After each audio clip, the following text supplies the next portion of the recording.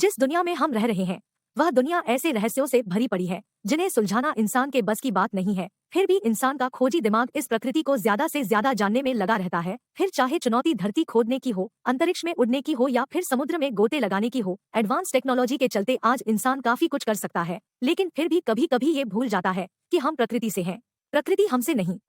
इंसान की जिज्ञासा कई बार भारी पड़ जाती है और उसकी कीमत अपनी जिंदगी खोकर चुकानी पड़ती है। इस वीडियो में हम बात करेंगे टाइटैनिक के अवशेषों को देखने निकले उन 5 लोगों की और उस शख्स की जिसने इस जानलेवा यात्रा में जाने से साफ इनकार कर दिया था और जिसकी वजह से आज वो और उसका बेटा जिंदा है, सुरक्षित है। साथ ही जाने गई कि कैसे तैयार हुई थी वो पनडुब्बी जो आज टाइटैनिक के साथ ही समुद्र में समा गई। सोशल मीडिया में चैट लीक हुई है जो ओशन गेट पनडुब्बी के एक्सीडेंट होने से पहले की है। चैट जिन 2 लोगों के बीच में हुई है उनमें से एक शख्स जिंदा है जिसका नाम है जय ब्लूम और एक शख्स की मौत हो चुकी है जिनका नाम था स्टॉकटन रश। इस जांच में सामने आया है कि रश ब्लूम को इस खतरनाक यात्रा पर ले चलने के लिए मना रहे थे और वो पूरी तरह से आश्वस्त थे कि ये यात्रा सुरक्षित है और इसमें सफर करने वाले लोग टाइटैनिक के अवशेष को देख सकेंगे। चैट में रश लिखते हैं, हालांकि इस यात्रा में जोखिम तो है लेकिन ये हेलीकॉप्टर में उड़ान भरने यहाँ तक कि स्कूबा डाइविंग की तुलना में कहीं ज्यादा सुरक्षित है। उन्होंने आगे कहा कि 35 सालों में गैर सैन्य पनडुब्बी में किसी को भी चोट नहीं पहुंची है। ये 4 को ब्लूम ने पोस्ट करी है जिसके साथ उन्होंने लिखा है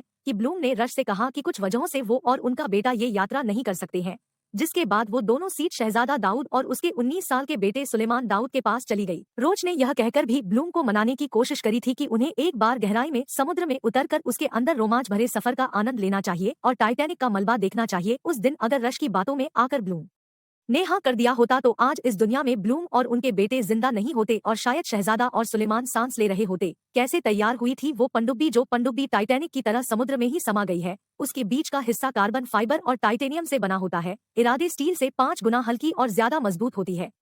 इसके पीछे के हिस्से में टैंक होता है जिसमें ऑक्सीजन को स्टोर किया जाता है। इसकी लंबाई 22 फीट की थी और ऊंचाई 9 फीट थी। कंपनी ने इस पनडुब्बी को 14 साल में बनाकर तैयार किया था। टाइटैनिक के डायरेक्टर ने बताई पनडुब्बी की खामियां। जेम्स कैमरून ये वो डायरेक्टर हैं जिन्होंने फिल्म टाइटैनिक बनाई थी। वो खुद भी समुद्र के अंदर 11 किलोमीटर तक अकेले जा चुके हैं। उनके मुताबिक पनडुब्बी में कुछ खामियां थी। उनका कहना है कि नई नई खोज करना अच्छी बात है।